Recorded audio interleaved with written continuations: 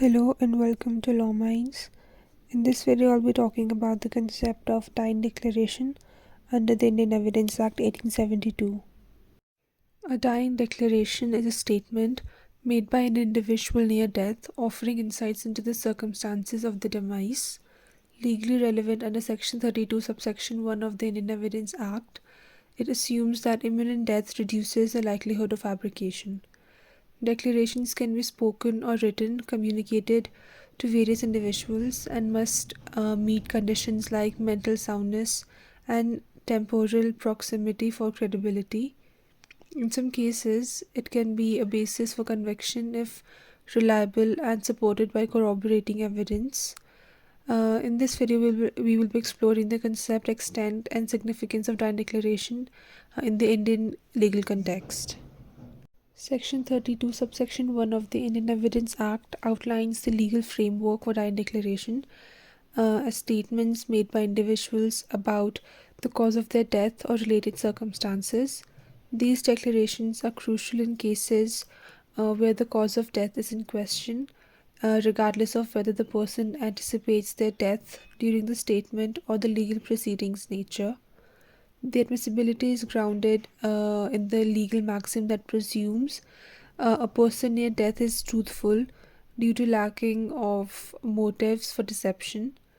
Despite not serving as conclusive proof, dying declaration undergoes scrutiny for credibility and reliability. The courts consider factors such as the defendant's mental and physical state, capacity to observe, potential influence or coercion, consistency with other evidence, and the accuracy and completeness of the statement before accepting it as admissible evidence. Coming to the essentials of dying declaration. For a dying declaration to be deemed admissible under Section 32, subsection 1, certain fundamental conditions have to be met. Number 1, the declarant must either be deceased or unavailable to testify in court.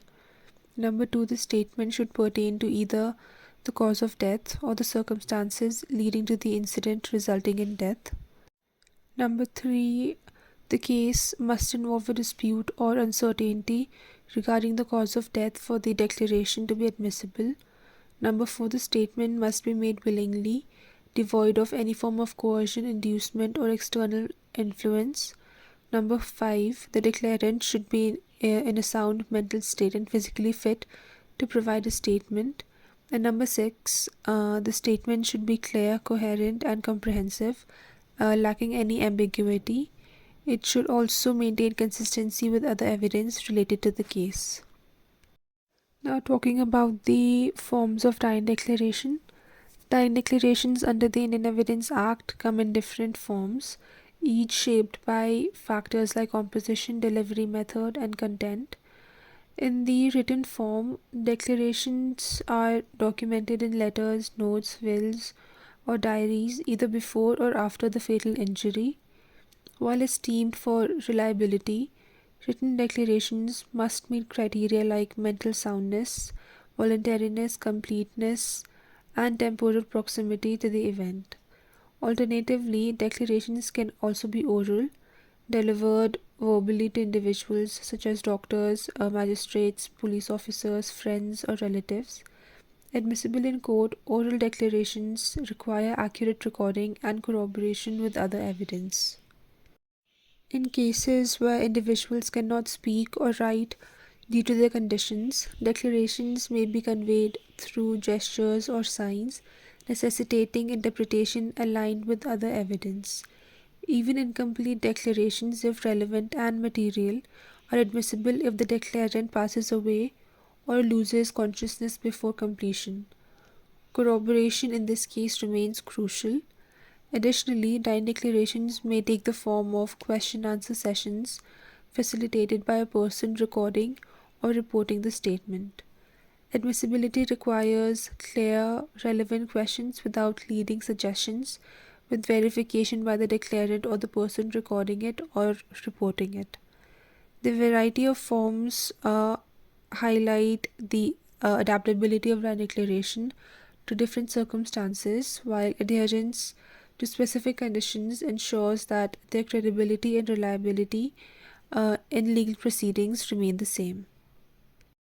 And now getting to the topic of corroboration of dying declarations. Corroborating a dying declaration involves substantiating its validity and reliability with additional independent evidence. These statements made by individuals on the verge of death regarding the cause or circumstances leading to their demise are considered relevant and admissible under Section 32, subsection 1, grounded in the belief that imminent death diminishes the likelihood of falsehood. However, a dying declaration may not always be conclusive for conviction, possessing inherent flaws such as the declarant's impaired mental state, limited observation opportunities, potential motives for false implication, incomplete or inconsistent statements, and voluntary disclosures. The court must thoroughly scrutinize these declarations, considering circumstances like time, place, witnesses, and the declarant's medical condition to ensure their authenticity and reliability, while also assessing alignment with other evidence and case probabilities. Corroboration methods include medical evidence, showcasing the declarant's mental fitness and injuries consistent with the statement, eyewitness evidence indicating the declarant's clear opportunity to identify the assailant, and circumstantial evidence establishing the lack of motive or false implication and providing evidence of the accused's motive or opportunity. Although corroboration is not a legal requirement, it is considered a prudent practice. While courts may convict solely based on a dying declaration if deemed reliable, truthful, and voluntary, such decisions necessitate proper justification. Uh, in these cases, caution is advised, particularly which involves vague, doubtful, or suspicious dying declarations.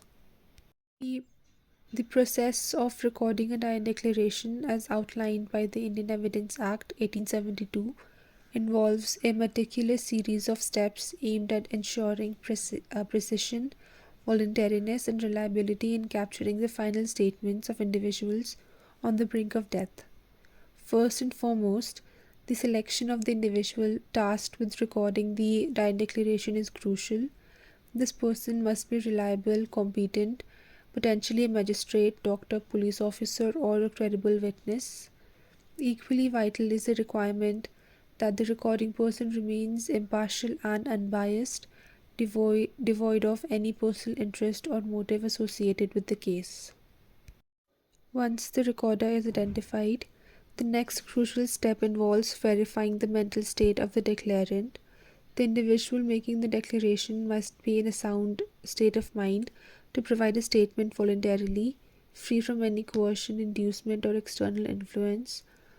To confirm the declarant's mental fitness, the recorder should obtain a medical certificate or seek the opinion of the attending doctor. The actual recording of the dying declaration is a precise task. The recorder must transcribe the statement verbatim, capturing the exact words expressed by the declarant to the best of their ability. Clarity, consistency, and completeness of the statement are important, with the content specifically relating to the cause of death uh, and the circumstances leading to death. Verification of the statement by the declarant, if possible, or by the recorder is a necessary step to ensure accuracy. Consideration of the form and mode of statement is another significant aspect. The recorder must decide whether the dying declaration will be oral, written, or conveyed through gestures or sign. Language consideration is crucial, and the recorder should use a language that is comfortable and familiar to the declarant. If necessary, translation into the official court language should be performed. Let's now discuss the important case laws within the concept of land declaration. Number one is Lakshman versus State of Maharashtra. In this case, the Supreme Court held that the anticipation of death by the declarant is not a prerequisite for the admissibility of a dying declaration. The crucial criterion is the declarant's mental soundness at the time of making the statement. The court clarified that while a doctor's certification regarding mental fitness should be beneficial, it's not an absolute requirement for admissibility. The second case law is Manu Raja versus State of Madhya Pradesh.